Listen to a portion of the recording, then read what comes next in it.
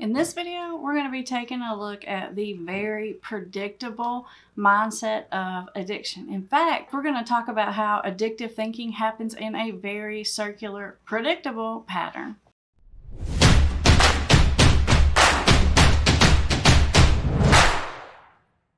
For those of you who are new here, welcome to Put the Shovel Down. I'm Amber Hollingsworth, and this channel is all about helping you understand the science and psychology of addiction so that you can recover your life and your loved ones and get back to living the life that you want to live. It's my job to make sure you're always 5 steps ahead of addiction. All right, let's get into it.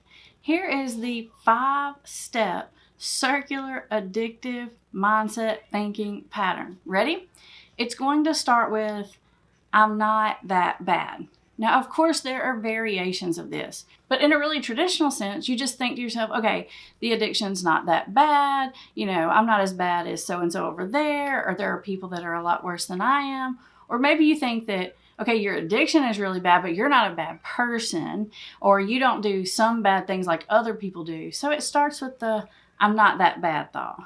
The I'm not that bad thought then leads to step 2, which is, I'm going to do better. So even when you think that it's not that bad, you do realize that it gets out of hand sometimes and it's probably beyond what it needs to be, or it's causing some problems in your life that you don't want to do better. And there are these constant promises of, I'm going to do better. It's kind of like on Monday, it's day 1. And you'll find yourself thinking that over and over again.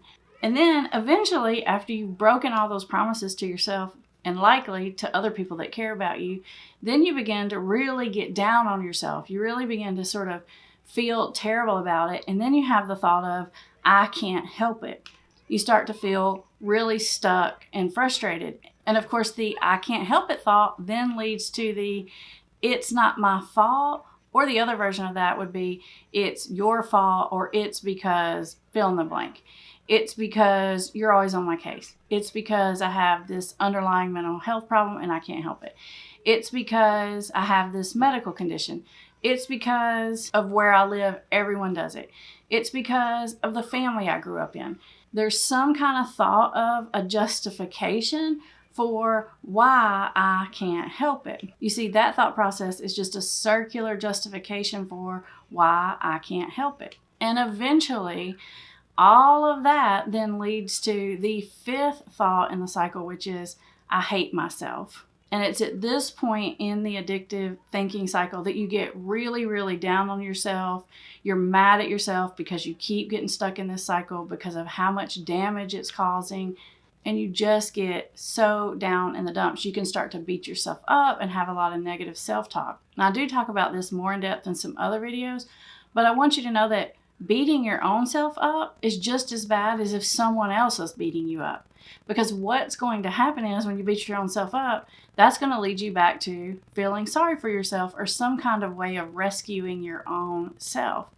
And then you get back into the cycle again. Now, there's a really good way to understand this cycle. You can look at something called the drama triangle. And at the end of this video, I'll link a video up about that, about this very cycle and the thinking patterns involved.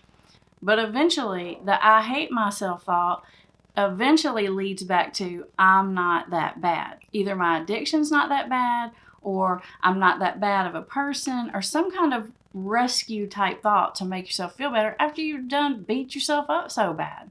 And around we go. Now, if you can relate to anything in this cycle, give this video a thumbs up. When you really think about it, this whole cycle, this whole thinking cycle, all revolves around shame and guilt. You see, shame and guilt, it's like the food for addiction. And the more shame and guilt you have, the more it's going to feed into that addiction. And the more bigger and stronger and nastier that addiction is going to grow. And there's only one way to get that to go away, and that way is to turn the light on addiction. Because addiction lives in darkness. It needs to be in the secrecy. It needs to have shame and guilt to fuel the fires. But if you turn the light on it, you will literally starve it out. In fact, addiction is very much like a parasite.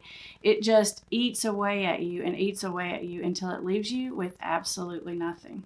Now, up next, I've got a video for you all about how to turn the light on addiction and break the cycle once and for all.